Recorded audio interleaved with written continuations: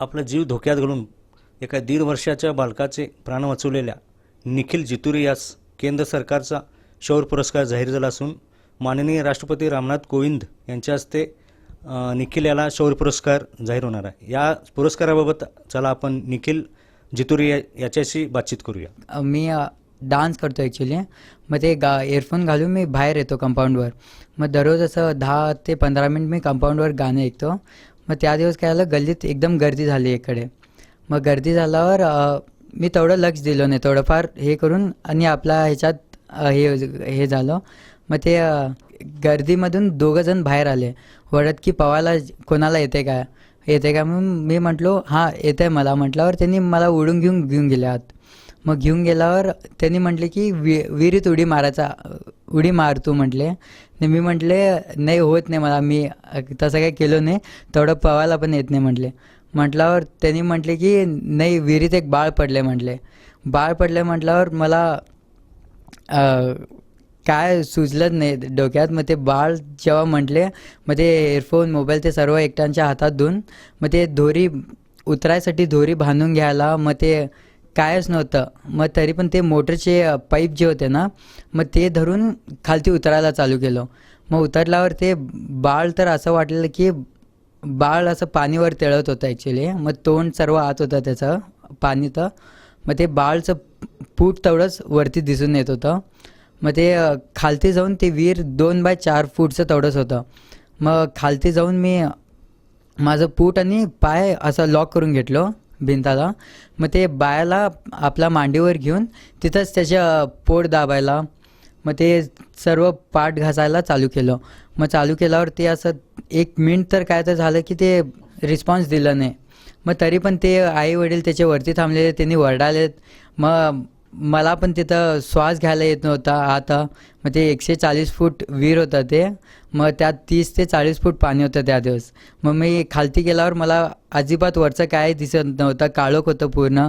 मग तेवढ्यात ते बाळला पोट दाबत होतो। मग ते काय रिस्पॉन्स नाही दिल्यावर मी ओरडलो की नाही बाळ गेलं, काय करायला होत नाही म्हणून। मग त्याचे आई वडील रडत होते वरून की बघ काय तर कर म्हटल्यावर आणि हे करायला गेलो।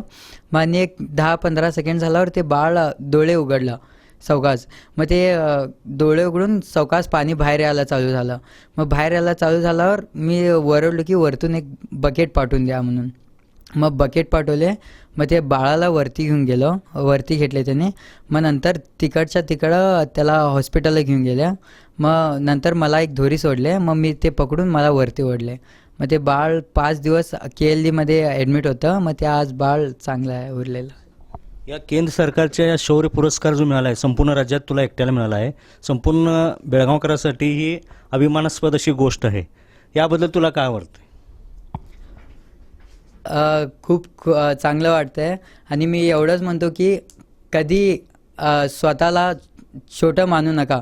तुम्ही तुमचं वयस बघून काम करू नका, कारण की मोठं मन असलं की तुम्ही काय पण करू शकता।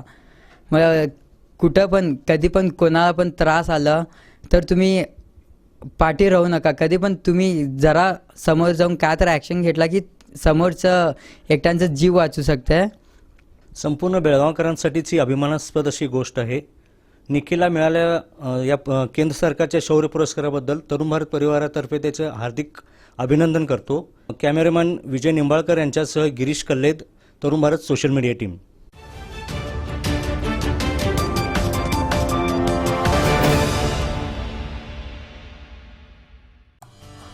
Lokmanya multipurpose cooperative society limited तर्फे आपल्या सामान्य जनतेसाठी विविध सेवा, banking, life insurance, real estate, PAN कार्डची सुविधा, शिक्षण, tours and travels, general insurance, विमान, railway, bus ticket booking, mobile recharge, telephone bills भरण्याची सुविधा। प्रधान कार्यालय 195/A Nasco royal Guruwarpeth, Tilakwadi, Belgaum. Phone number 0831240707 www.lokmanyasociety.org।